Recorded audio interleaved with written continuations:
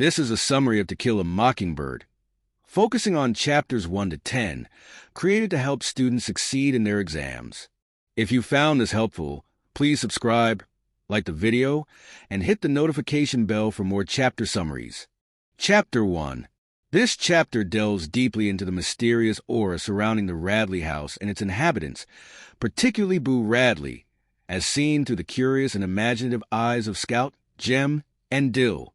The Radleys, a reclusive family in the otherwise close-knit neighborhood of Maycomb, are a source of endless fascination and speculation. The house itself, described as old and droopy, seems almost alive with its eerie presence, further stoking the children's fear and curiosity. Boo Radley, the most enigmatic member of the family, is the subject of countless rumors and urban legends. Stories of his supposed nocturnal habits, frightening appearance, and alleged violent tendencies have made him a figure of terror and intrigue in the children's minds. The chapter begins with the neighborhood reacting to the death of Mr. Radley, Boo's father, who was widely regarded as a harsh and unkind man. Calpurnia, usually reserved in her opinions about white families, openly calls him the meanest man God ever blew breath into, a rare and striking comment.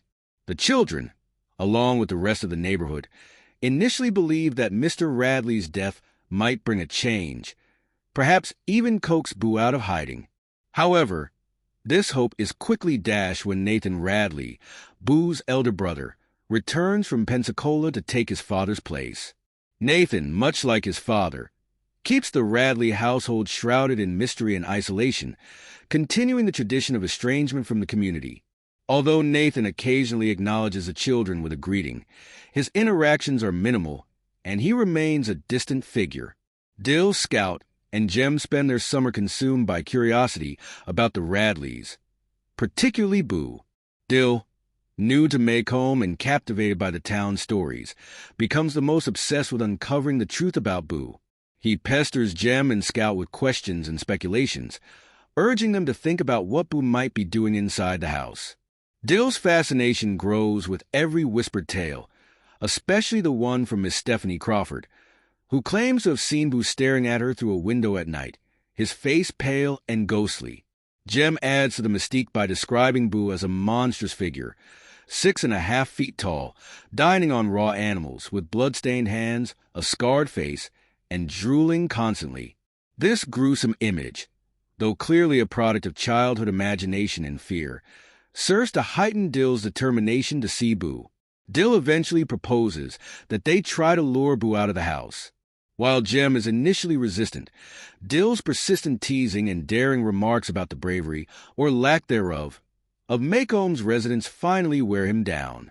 Dill bets Jem a copy of the Gray Ghost against 2 Tom Swift that he won't get any farther than the Radley Gate. Jem, unable to resist a challenge to his courage, reluctantly accepts but spends 3 days deliberating how to proceed. His hesitance reveals his internal conflict, a mix of fear, pride, and a sense of responsibility for Scout, his younger sister, who looks up to him. After much debate, Dill modifies the dare, suggesting that Jem only needs to touch the Radley house rather than attempt to get Boo to come out. This compromise finally convinces Jem.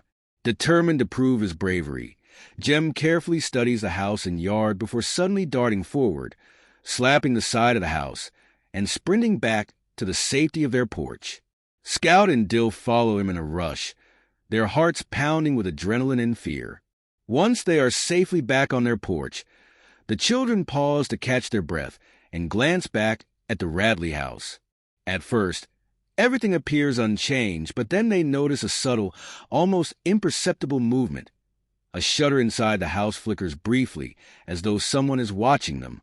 This tiny moment leaves the children both thrilled and terrified, their imaginations running wild about what Boo might have seen or thought. This chapter emphasizes the children's adventurous and imaginative nature, their growing awareness of fear and courage, and their fascination with the unknown. Boo Radley, though never seen or heard, looms large as a symbol of mystery and the power of rumor in a small-town community. The children's daring act and its eerie aftermath set the stage for further exploration of their relationship with the Radley house and the enigmatic figure inside. Chapter 2. Dill left for Meridian in early September, leaving Scout feeling lonely until she realized she would soon start school. She eagerly anticipated joining the children she had observed from her treehouse, dreaming of being part of their games and adventures. On her first day, Jem reluctantly agreed to take her to school, but made it clear she was to stay out of his way. Excitement quickly turned to disillusionment for Scout. Her teacher, Miss Caroline Fisher, a young and fashionable newcomer, struggled to connect with the rural children of Macomb. She read them a whimsical story about talking cats, but the practical, work-hardened first graders were unimpressed. Miss Caroline's attempts to teach were met with further challenges when she discovered Scout could already read. Instead of being pleased, she scolded Scout, insisting Atticus stop teaching her, claiming it was better to start fresh. Confused and hurt, Scout couldn't understand why her ability to read was treated as a problem. Scout's troubles didn't end there. During a writing exercise, Miss Caroline reprimanded her again, saying writing wasn't taught until 3rd grade. Scout reflected on how she had learned to write from Calpurnia, who had given her strict and practical lessons on rainy days. Later, Miss Caroline noticed that one student, Walter Cunningham, had no lunch.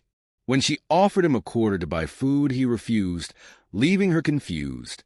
Scout explained that Walter was a Cunningham, a family known for their pride and self-reliance. They never accepted anything they couldn't repay. Scout's well-meaning explanation only frustrated Miss Caroline, who didn't understand the nuances of Macomb's social fabric. By the end of the day, Scout's excitement about school had turned into disappointment. She couldn't fathom how a place she had dreamed of joining could feel so alien. Jem tried to comfort her, explaining that Miss Caroline was using a new teaching method. Still, Scout felt out of place, longing for the comfort and understanding of home. Chapter 3. In the schoolyard, Scout catches Walter Cunningham and begins to taunt him, but Jem intervenes, telling her to stop because she's bigger than Walter. They discuss Walter's family situation, and Jem invites him to come home with them for lunch. Walter, initially hesitant, agrees. As they walk to Jem's house, they talk about Boo Radley, and Walter reveals that he almost died after eating pecans from Boo's yard, which people claimed were poisoned. Once they reach Jem's home, Walter's family background becomes more apparent, but Jem still warmly invites him to dinner. During the meal, Walter pours syrup over his entire plate, including his vegetables and meat. Scout, shocked by his actions, criticizes him, prompting Calpurnia to take Scout aside. Calpurnia scolds her harshly, teaching her that it's wrong to judge others for their different ways, especially when they are guests. Scout is sent to the kitchen to finish her meal, frustrated and upset by Calpurnia's reprimand. Later at school, Miss Caroline, the teacher, is horrified when a cootie crawls out of Burris Yule's hair. The class reacts with amusement, but Miss Caroline, unfamiliar with such things, is clearly disturbed. Burris Yule, a member of a notorious local family, refuses to comply with Miss Caroline's instructions to wash his hair with soap and kerosene, instead mocking her. As the confrontation escalates, Burris makes a defiant exit, swearing at Miss Caroline. Little Chuck Little, a classmate, steps in to protect the teacher, warning Burris to leave before things get worse. Burris eventually exits, leaving Miss Caroline upset and shaken, while the rest of the class tries to comfort her. Chapter 4. Scout reflects on the drudgery of her first year of school, where she felt uninspired and underappreciated by the state's educational system, which seemed more focused on teaching group dynamics than anything practical. She contrasts her own educational experience with that of her father, Atticus, and her uncle, who were well-educated despite never attending school in the traditional sense. She also notes how Jem, who had a slightly different school experience, was naturally inclined toward books, unlike Scout, who had to rely on outside reading materials like Time magazine and whatever she could get her hands on at home. One afternoon, as Scout runs past the Radley house after school, she spots something shiny in the knothole of one of the live oak trees. Upon closer inspection, she finds 2 pieces of chewing gum wrapped in tinfoil. After examining them and confirming they seem safe, she eats them. When Jem returns home, he scolds her for touching the trees near the Radley house, warning her that it could be dangerous. Scout retorts that Jem had once touched the house, but Jem insists it was different. To avoid trouble with Calpurnia, Scout follows Jem's orders and gargles to remove the taste of the gum. As summer approaches, Scout and Jem eagerly await the arrival of Dill, who had been away with his mother. When Dill finally arrives in Maycomb, the children discuss the mysterious Radley house again. They discover a small box filled with 2 old pennies wrapped in tinfoil, which they find in the same knothole. Jem suggests that the pennies may have been hidden by someone, possibly a child, and decides they should keep them until they can find the owner. The children engage in various playful activities, including a game where Dill claims he can smell death, something he learned from an old woman. They also discuss the concept of hot steams, spirits that roam lonesome roads at night, sucking the breath of passers-by. While Dill seems to believe in them, Scout dismisses them as nonsense, and Jem reveals how to protect oneself from a hot steam by chanting a rhyme. One day, as they are playing, Jem pushes Scout in an old tire, sending her racing uncontrollably down the sidewalk toward the Radley house. The tire finally crashes, and Scout is left dazed, with her face now turned toward the Radley steps.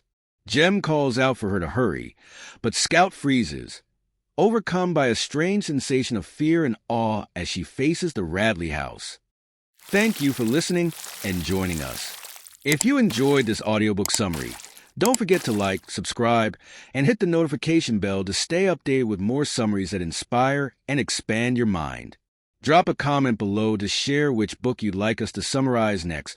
We'd love to hear your suggestions. We look forward to bringing you more valuable insights here on Audiobooks Alchemy. Until next time, keep learning and growing.